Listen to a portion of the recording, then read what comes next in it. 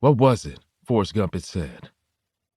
It felt like something jumped up and bit me in the buttocks. Was that it? Mickey Driscoll couldn't remember exactly, but that went through his mind as the first bullet tore into his hip. Funny the things you think about when you're being shot. All he wanted to do was cover the car. He'd taken his black 57 T-Bird out for a spin before tomorrow's big car show at the fairgrounds in Pleasanton. He loved the month of May, when it wasn't the cool of spring nor the unbearable heat of the inland summer. He'd taken the hardtop off the Black Beauty, as he called the car, and cruised her up I-680. The wind whistling through his graying hair as he gunned the engine in the northbound direction toward Concord. He hadn't taken her out for a few months, so he listened carefully for any clicking in the valves. That would mean that the few drops of oil he'd wiped from the garage floor when he pulled her out indicated a larger leak. He'd hoped not.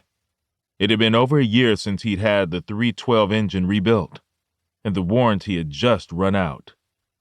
Wasn't that always the way?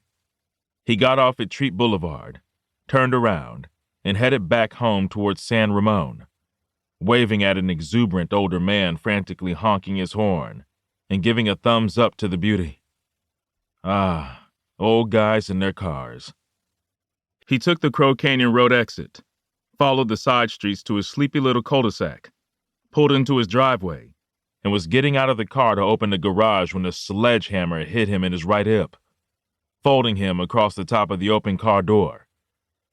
Forrest Gump was full of shit. This was no bite. The pain was excruciating. Mickey Driscoll didn't have time to contemplate how badly it hurt, because the second shot caught him in his right shoulder. He tried to reach the glove compartment of the Beauty before remembering that his Sig was in the Range Rover, which was his daily driver. He could feel the wet stickiness of his blood drip down his right leg and ooze into his sock.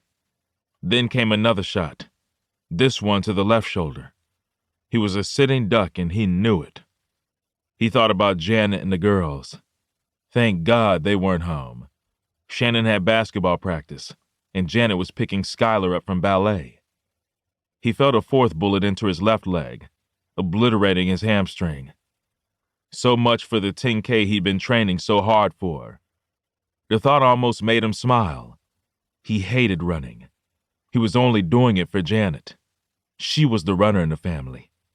He felt the fifth and sixth shots enter his back between the shoulder blades as he slid off the car door onto the cool pavement. Does your life really flash before your eyes? He thought. And then, blackness.